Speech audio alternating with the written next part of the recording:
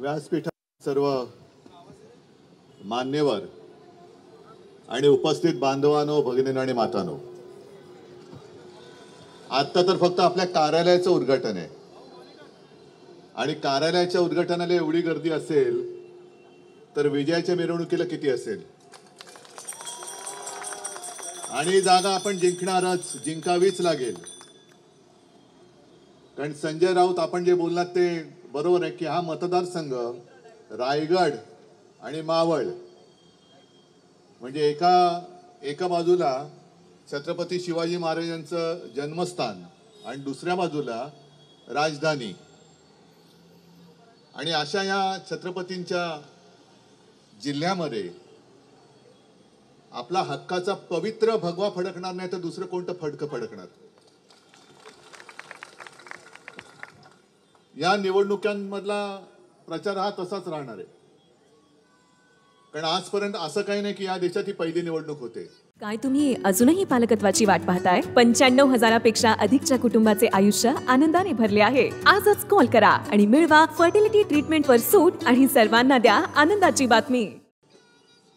पण कदाचित पुन्हा जर का भारतीय जनता पक्षाचं सरकार चुकून आलं तर ही या देशातली शेवटची निवडणूक ठरेल. आणि मला खात्री आहे आजपर्यंत काही जणांनी छाती ठोक सांगितलं होतं की मी पुन्हा येईन. आज सुद्धा दिल्लीतले सांगतात तेच पुन्हा येणार. पण पुन्हा येणारे अगदी स्वतःच्या घरामध्ये जातात, ते पुन्हा लोकसभा किंवा विधानसभेमध्ये येऊ शकत नाहीत. आणि एवढंच जर का त्यांना आत्मविश्वास आहे मी पुन्हा येईन, मग फोडाफोडी कशाला करताय? पक्ष फोडला एक तर तुम्हाला म्हणजे भारतीय जनता पक्षाला संकटामध्ये ज्या पक्षांनी साथ सोबत दिली त्या शिवसेना प्रमुखांनी आणि शिवसेना प्रमुखांच्या शिवसेनेला तुम्ही संपवायला निघालात. एवढे नतद्रष्ट मला नाही वाटत या राज्यामध्ये आणि या देशात राजकारणी यापूर्वी जन्माला आले असतील. जर शिवसेना नसती आणि शिवसेनेने तुम्हाला खांद्यावरती बसवून महाराष्ट्र फिरवला नसता तर आज तुम्हाला खांदा द्यायला सुद्धा 4 लोक जमली नसती. ही तुमची परिस्थिती होती आणि तीच वेळ आता परत आलेली. इथल्या खासदारांनी गद्दारी तर केलेलीच आहे, त्याला तर आडवा करायचाच कोणत्याही परिस्थितीत करायचा. पण दुसरी लोक जे सरकार सर्वपक्षीय शेट आहेत, सरकार आपल्याकडे येऊ द्या, आपलं सरकार येऊ द्या आपल्याकडे येतील, त्यांचं येऊ द्या त्यांच्याकडे जातील, म्हणजे हे सर्वपक्षीय शेट आहे. कुठेही गेलं तरी आपलं दुकान चालू. हे दुकान चालवणारी जी काय आता लोक आहेत, दुकानदार म्हणजे ते ह्या राजकारणातले, इथे कोण दुकानदार आले असतील त्यांच्याबद्दल नाही मी म्हणत. ही यांची दुकानं आता बंद करायची आहेत. कारण तुम्हाला आम्ही निवडून देत आलो, पण निवडून दिल्यानंतर मला तर आश्चर्य वाटलं. आता संजोगजी तुम्ही सांगितलं की इकडे ग्रामीण रुग्णालय नाही, म्हणजे मला लाज वाटते. हा गद्दार कोणी एकेकाळी शिवसैनिकांनी म्हणजे तुम्हीच त्याला निवडून दिला होता, पण त्याला ग्रामीण रुग्णालयाचा एक विषय सोडवता नाही आला. बरं, मधल्या काळामध्ये करोनाचं संकट येऊन गेलं होतं. कर्मधर्म संयोगाने म्हणा किंवा काही म्हणा, त्या जगावरती आलेल्या आणीबाणीच्या काळामध्ये आपल्या महाविकास आघाडीचं सरकार आणि मुख्यमंत्री म्हणून मी होतो. संपूर्ण राज्याची जबाबदारी माझ्या खांद्यावरती होती, तुम्ही सगळे माझ्या सोबत होतात.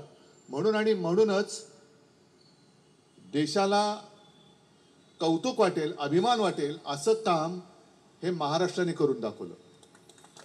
कारण तुम्ही सगळे सोबत होता. आणि त्यावेळेला एक हॉस्पिटल्स असतील, त्याच्यानंतर वॅक्सिनेशनचा कार्यक्रम असेल, त्याची केंद्र असतील, करोनाच्या टेस्ट घेणाऱ्या आपल्या लॅब असतील, यांच्यामध्ये आपण वाढ केली होती. मग त्या काळामध्ये तो खासदार सुरुवातीला आपल्यातच होता. मग त्यांना कळलं सगळीकडे रुग्णालयाला परवानगी देत होतो. काही ठिकाणी मी वैद्यकीय महाविद्यालयाला सुद्धा परवानगी दिली. पण या सगळ्या याच्यामध्ये फक्त स्वतःचा विचार तुम्ही केला, ग्रामीण भागाचा या जनतेच्या आरोग्याचा विचार नाही केला. आता पुन्हा कोणत्या तोंडाने मतं मागायला येणार? 10 वर्षामध्ये तुम्ही केलं काय? अगदी काल सुद्धा जो एक कार्यक्रम झाला ज्याच्यामध्ये संजय राऊत तुम्ही बोललात की मी एक घोषणा दिली की आपकी बार भाजपा तडीपार करायचंच आहे, करणारच. मी नोटीस तर दिलेली आहे. शिक्कामोर्तब तुम्हाला करायचंय, कारण तुमची मोहर उठवल्यानंतर ते तडीपार होणार आहे. हे शिक्कामोर्तब करण्याचं काम तुम्ही करायचंय. पण आजपर्यंत एवढा खोटारडा पक्ष हा देशाच्या राजकारणामध्ये कधी जन्माला नव्हता आला. 2014 साली त्यांनी ज्या काय थापा मारल्या होत्या, बरं काल सुद्धा मी बोललो, आज पुन्हा बोलतो, 10 वर्षामध्ये केलं काय?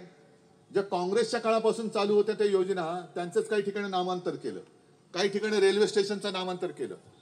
म्हणजे त्या बिहार वगैरेच्या बाजूला कुठलं तरी एक मोगलसराय म्हणून स्टेशन होतं, त्याचं काय केलं त्यांनी, दीनदयाळ उपाध्याय. हरकत नाही, करा तुम्ही, नावं द्या, तुमच्या नेत्यांची तुम्ही नावं देता. पण नावं देता देता 2014ला ज्या काय थापा मारल्या, जुमला होता, त्या जुमल्याचं सुद्धा त्यांनी नाव बदलून आता त्याचं नाव मोदी गॅरंटी केलेली आहे. हे मेरी गॅरंटी आहे. अहो 2014 साली तुम्ही काय बोलला होता ती एकदा काढा ना, ती वचनं काय झाली? बरं नावं ठेवताय, नामांतर करताय. मग मी मुख्यमंत्री असताना नव्या मुंबई एअरपोर्टचं नाव मी दिवा पाटलांचं नाव त्याला दिलं होतं, त्या नावाचं काय झालं हे विचारा मोदींना. मी दिलं होतं ते नाव, माझ्याकडे मागणी आली की इथला सगळा जो एक आगरीपट्टा आहे ते मागतात दिवा पाटलांचं नाव. म्हटलं द्या, कारण आपण कधीही शिवसेना ही स्थानिक लोकांच्या भावनेसोबत असते, भावनेशी खेळ नाही करत आम्ही तुमच्या भावना जपतो. आणि म्हणून मी दिवा पाटलांचं नाव दिलं. यांनी तिकडे त्यांची जी काय नावं द्यायची मध्ये मी सांगितलं होतं, अयोध्येच्या मध्ये काहीतरी एक नाव दिलं, आणखीन कुठल्या एअरपोर्टला नाव दिलं, मग आमच्या दिवांचं नाव अजून का नाही दिलं?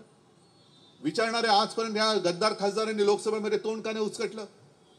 काय दातखिळी बसते तुमची मोदींसमोर? मतं तुम्हाला काय मोदी देणार नाहीत, मतं ह्या लोकांनी दिली होती, आणि यांच्या समोर येऊन तुम्ही बोलायला तर तुम्हाला मतं देणार नाही, अजिबात देणार नाही. काय वाटेल ते सांगा, पुन्हा एक सुद्धा मत ह्या माझ्या पनवेलमधून त्या गद्दाराला मिळता कामा नये. आणि एका गोष्टीचा मला अभिमान आहे की एवढी त्यांनी फोडाफोडी केली, सगळेच फोडतायत, तरी सुद्धा कट्टर कार्यकर्ते, जसं बबनदारांचा उल्लेख केला तसेच आणखीन काय आहेत ते माधवराव भिडे. मी लहान असल्यापासून हा शिवसैनिक. शिरीष आहे तिकडे, शिरीष पण आहेत, सगळेच आहेत, शिरीष बुटाला सगळेच आहेत. हे जुने कार्यकर्ते. काय दिलं मी त्यांना, काय दिलं शिवसेनेनी? तसं म्हटलं तर काहीच दिलं नाही. पण त्यांना हे तुमचं जे काही प्रेम मिळतंय, जो काही मान मिळतोय, त्याच्यावरती ते खुश आहेत. आणि आज बाळासाहेबांनंतर सुद्धा एवढी वर्ष झाली, हे यांनी ना शिवसेना सोडली ना ठाकरे कुटुंबियांपासून ते अंतरावर गेले. याला म्हणतात प्रेम, याला म्हणतात श्रद्धा, याला म्हणतात निष्ठा.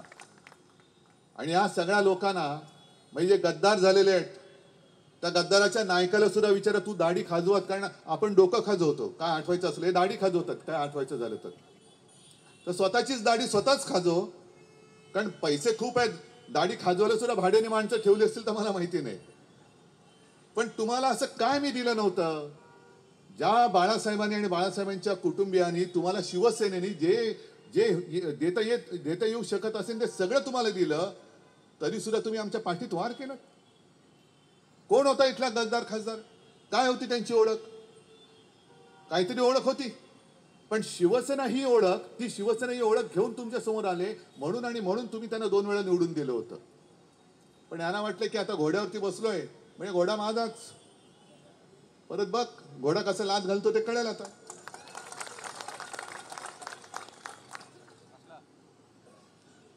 आणि नरेंद्र मोदी जे बोलतात की काँग्रेसने देशाला लुटलं, साधं गणित आहे. आणि हे गणित मी नाही, हे सुप्रीम कोर्टामध्ये आता जो निवडणूक रोख्यांचा विषय संजय तुम्ही मांडला तोच सांगतो तुम्हाला. जर का खातेनिहाय चौकशी केली, कोणाच्या खात्यात अगदी काढा, शिवसेनेच्या खात्यात किती पैसे आहेत, राष्ट्रवादीच्या किती आहेत आणि भारतीय जनता पक्षाच्या काढा. भारतीय जनता पक्षाच्या अकाउंटमध्ये जवळपास 6 ते 7 हजार कोटी आहेत, बरोबर ना? आणि काँग्रेसच्या खात्यात किती आहेत? 700 ते 800 कोटी असतील. मग 10 वर्षामध्ये ज्या पक्षाने साधारणतः 6 ते 7 हजार कोटी रुपये लुटले, मग देशाला लुटलं कोणी? काँग्रेसने लुटलं की भाजपने लुटलं? भाजपने लुटलं ना. मग ते जे सांगतायत, पंतप्रधान सांगतायत की जो कांग्रेस ने 70 साल में नहीं किया वो हमने 10 साल में किया, सच्ची किया. जो कांग्रेस नहीं लूट सकी थी, आपने देश को लुटा. आपण देशाला लुटलं. आणि या देशातली जनता काय मूर्ख नाही की तुम्ही काय हो, गरीब बिचारा माणूस 2000 रुपयाची देणगी देतोय. अहो मग प्राईम मिनिस्टर जो काय केअर फंड आहे ना, पीएम केअर फंड, त्याच्यात किती लाखो कोटी रुपये जमलेले आहेत, ते पैसे कोणाच्या मालकीचे आहेत? कारण त्यांनी त्याची मांडणी अशी केली की तो त्या चौकशीच्या कक्षेतच येत नाही. किती पैसे गोळा झालेत कोणालाच माहित नाही, मालक कोण, त्या केअर फंडाचा बाप कोण कोणालाच माहित नाही. अगदी करोनाच्या काळामध्ये मला वाटतं तो फंड त्यांनी निर्माण केला आणि आपल्या इथले सुद्धा जे काही भाजपचे लोक आहेत त्यांनी महाराष्ट्राला पैसे नाही दिले, त्यांनी पीएम केअर फंडाला पैसे दिले. मग काय म्हणून दिले? पीएम केअर म्हणजे कसला? पीएमचा अर्थ तरी काय? मग पीएम केअर फंड हा जर का खाजगी फंड असेल मग त्याचा बाप कोण आहे? आणि उद्या जे पंतप्रधान येतील, उद्या आमच्या महाविकास आघाडीचा आणि इंडियाचा प्राईम मिनिस्टर येणार आहे, त्या प्राईम मिनिस्टरच्या हाताखाली हा पीएम केअर फंड येणार आहे की नाही एवढ्याचं तरी उत्तर द्या. असेल तो खाजगी, पण जर तुम्ही पंतप्रधान म्हणजे पीएमचं नाव वापरून पैसे गोळा केले असतील तर उद्या जो आमच्या इंडियाचा पंतप्रधान बसेल त्याला त्या फंडाचा विनियोग करण्याचा अधिकार मिळणार आहे की नाही हे पहिलं भाजपने सांगावं. उगाच वाटेल त्याच्यावरती भ्रष्टाचाराचे आरोप करताय. म्हणजे गेल्या काही दिवसांमध्ये एक तर आपली शिवसेना फोडलीच, त्याच्यानंतर मध्य प्रदेशच्या निवडणुकांमध्ये मोदींनी आपल्या राज्यातल्या 70,000 कोटीच्या सिंचन घोटाळ्याचा एक उल्लेख केला. 4 दिवसात अजित पवार तिकडे. निर्मला सीतारामन बाईंनी लोकसभेमध्ये आता अंतरिम म्हणजे शेवट अर्थसंकल्प मांडताना श्वेतपत्रिका काढली, त्याच्यामध्ये आदर्श घोटाळ्याचा उल्लेख केला. 4 दिवसात अशोकराव तिकडे. म्हणजे आश्चर्य म्हणजे महाविकास आघाडीच्या चर्चेत जे हिरारीने भाग घेत होते काल, म्हणजे असंच समजा की कालपर्यंत अशोकराव आमच्यात होते, आज गेले म्हणजे आमच्यातनं गेले तिकडे. म्हणजे आज बघितलं तर ते तिकडे आहेत आणि काल बघत होतो तर ते काँग्रेसच्या माध्यमातून जोरजोरात मांडत होते, भांडत होते, ही जागा आम्हाला पाहिजे, ती जागा आम्हाला पाहिजे. कशाला पाहिजे? हे एकूण सगळे जर का बघितलं तर भारतीय जनता पक्ष हा पक्ष नाही, ही एक भ्रष्टाचारी सडकी कुचकी ही वृत्ती आहे. ही वृत्ती आहे आणि ही वृत्ती आपल्याला देशातनं संपवावीच लागेल. मी नुसतं म्हणतोय अबकी बार भाजपा तडीपार, ते केवळ आपल्याला राज्यातून केवळ मावळमधून रायगडमधून महाराष्ट्रातून नाही तर देशातून ही वृत्ती तडीपार आपल्याला करावीच लागेल. कारण ती केली तर आणि तरच आपल्या सगळ्यांचे आजचे दिन येतील, तरच आजचे दिन येतील. आणि म्हणून मला खात्री आहे, मी उगाच मोदींसारखं काहीतरी जुनं आता काय सांगत नाही. हे खरं आहे की माझं आजोळ हे पनवेलचं आहे. आजोबांचे आजोबा सुद्धा पनवेलमध्ये राहायचे. इथलं ते विरूपाक्षाचं मंदिर, मला जायचं एकदा तिकडे. मी अगदी लहान असताना आजोबांसोबत आलो होतो विरूपाक्षाच्या मंदिरात, पण त्याच्यानंतर परत आलेलो नाही. मला परत यायचंय. पण ते एक नातं आणि त्या नात्याने मी तुम्हाला काहीतरी भारावून टाकतोय, ही भोंदूगिरी माझ्याकडे नाहीये. आपण आहोत ते समोरासमोर आहोत. जे काही आहोत ते कामामुळे आपलं नातं निर्माण झालेलं आहे आणि एका निष्ठेने आपण एकत्र आलेलो आहोत. आणि मला असं वाटतं की जो तुमचा एक उत्साह पाहिला मी, नुसतं कार्यालयाचं उद्घाटन, मी परत सांगतो, कार्यालयाचं उद्घाटन म्हटल्यानंतर एवढी गर्दी जमते तर विजयाची मिरवणूक ही किती मोठी असेल. पण आज एक तुम्हाला एक चांगला मर्द संजोगच्या रूपाने तुम्हाला दिलेला आहे. संजोगच्या रूपाने दिलेला आहे. संजोग वाघेरे आपल्या हक्काचा माणूस आहे. कारण त्यांचा एकूण जर का पूर्ण इतिहास पाहिला तर एक घराणं आहे, निष्ठावान घराणं आहे. आणि निष्ठा पक्षाशी तर आहेच, पण ही निष्ठा जनतेशी सुद्धा आणि मतदारांशी असायला पाहिजे. पक्षांतर करणं म्हणजे एक बघा, आता साधारणतः एक अशी पद्धत असते की विरोधी पक्षातनं माणसंही सत्ताधारी पक्षात जातात. जसे आपले गेले लाचार घालून. आज तसं पाहिलं तर माझ्याकडे काहीच नाहीये. पक्ष पण त्यांनी कागदावर संपवलाय, माझ्याकडनं चिन्ह काढून घेतलंय. मग काही नसताना संजोग आपल्या सोबत आलेत शिवसेनेत. कारण राज्य सत्ता पाहिजे म्हणून आलेले नाहीये, तर सत्ता आणायची आहे म्हणून ते आलेले आहेत. मला काहीतरी पाहिजे असते तर गेले असते तिकडे, गेले असते अजित पवारांसोबत, गेले असते तिकडे मिंद्यासोबत, गेले असते भाजपासोबत. पण मला एका गोष्टीचा अभिमान आहे की आज जणू काही संपूर्ण भाजपमय झालं असं एक वातावरण निर्माण करण्याचा प्रयत्न होतोय. तो तसा नाहीये. मी जिथे जिथे जातोय तिथे तिथे प्रचंड गर्दी उसळते. अगदी मुस्लिम सुद्धा मोठ्या संख्येने येत आहेत. हे एक यावेळेचं वैशिष्ट्य आहे. मुस्लिम सुद्धा येत आहेत आणि त्यांना देखील माहिती आहे की शिवसेनेचं हिंदुत्व आणि भाजपचं हिंदुत्व याच्यात खूप फरक आहे, खूप अंतर आहे. आम्हाला शिवसेना प्रमुखांनी हिंदुत्व म्हणजे दुसऱ्या धर्माचा द्वेष कर असं नाही शिकवलं. तर आमचं हिंदुत्व म्हणजे राष्ट्रीयत्व आहे. जो कोणी जातीपाती धर्माने कोणी असेल, कोणत्याही धर्माचा असेल, पण जो माझ्या देशाच्या मुळावर येईल तो कोणी असला तरी आमचा शत्रू आहे, हे आमचं हिंदुत्व आहे.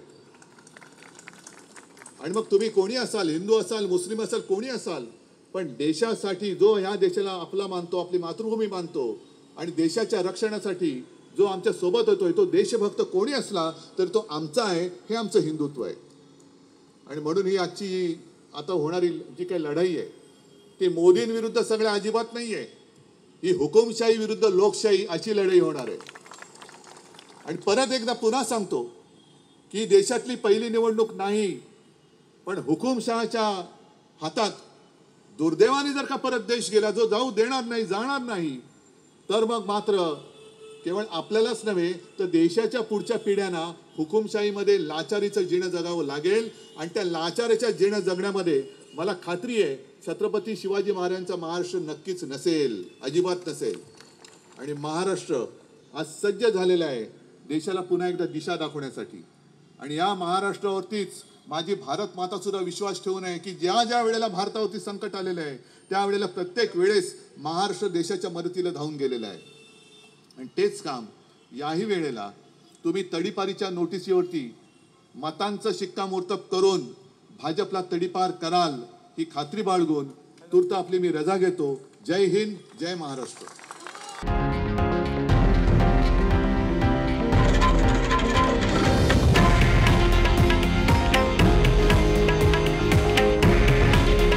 हे आहे देशातील नंबर 1 न्यूज नेटवर्क आणि आपण पाहत आहात TV9 मराठी.